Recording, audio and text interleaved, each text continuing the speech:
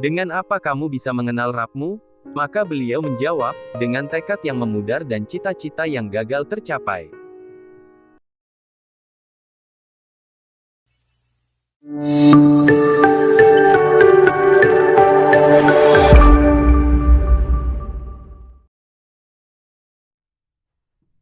Abu Nuaim berkata, aku mendengar Sufyan mengatakan, iman itu bisa bertambah dan bisa berkurang.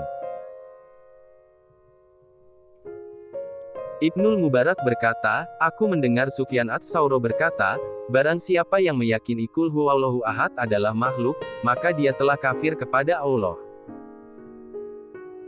Sufyan ats-Tsauri juga berpesan, hendaklah kalian saling berpesan kepada ahlus sunnah dengan kebaikan, karena sesungguhnya mereka adalah orang-orang yang asing.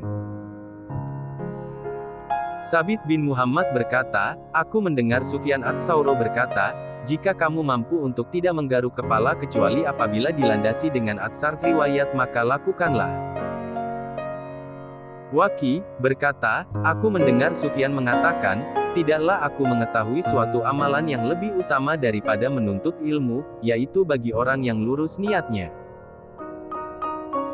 Sufyan juga mengatakan, sesungguhnya ilmu itu dimuliakan di atas selainnya karena dia menjadi sarana untuk bertakwa.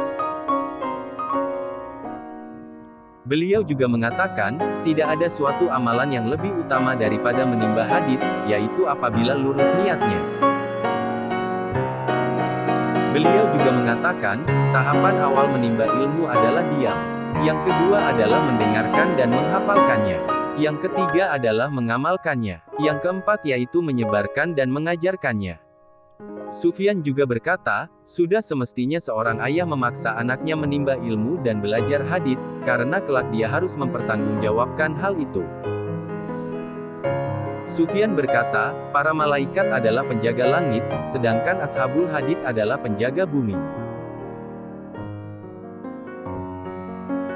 Beliau berkata, seandainya ashabul hadits tidak mendatangiku niscaya akulah yang akan mendatangi rumah-rumah mereka. Sufyan ats-Tsauri berkata, barang siapa yang pelit dengan ilmunya pasti akan tertimpa 3 bentuk musibah, bisa jadi dia lupa terhadapnya, atau dia mati dalam keadaan ilmunya tidak bermanfaat bagi orang lain, atau hilang buku-bukunya. Sufyan ats-Tsauri berkata, tidak ada sesuatu yang lebih bermanfaat bagi umat manusia daripada hadits. Beliau juga berkata, fitnah cobaan yang ditimbulkan oleh hadits lebih dahsyat daripada fitnah akibat emas dan perak. Sufyan berkata, sungguh kenikmatan Allah atas diriku akibat perkara dunia yang dipalingkan dariku itu lebih utama daripada kenikmatan yang ada pada apa-apa perkara dunia yang diberikan Allah kepadaku. Beliau juga berkata, kalian bisa mempercayaiku menjaga Baitul Mal, tetapi jangan mempercayakan kepadaku untuk menjaga budak perempuan berkulit hitam.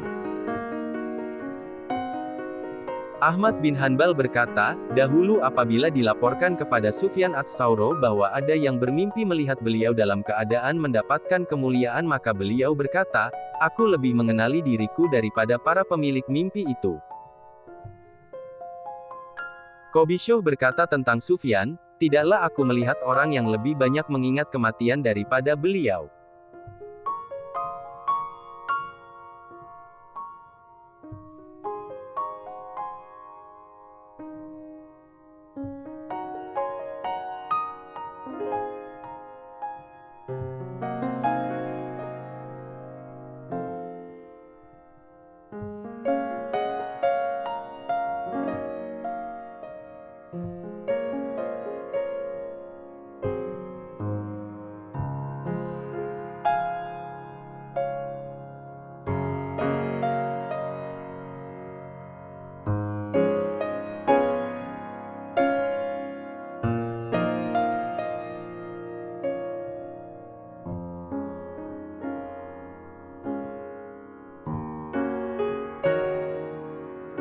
Sufyan juga mengatakan, aku terhalang dari sholat malam selama 5 bulan gara-gara sebuah dosa yang pernah aku lakukan. Abdurrahman bin Mahdi berkata, Sufyan mengatakan, tidak boleh taat kepada kedua orang tua dalam perkara-perkara syubhat. Sufyan juga mengatakan, barang siapa yang kelaparan lalu tidak mau meminta kepada orang sampai akhirnya mati, maka dia masuk neraka.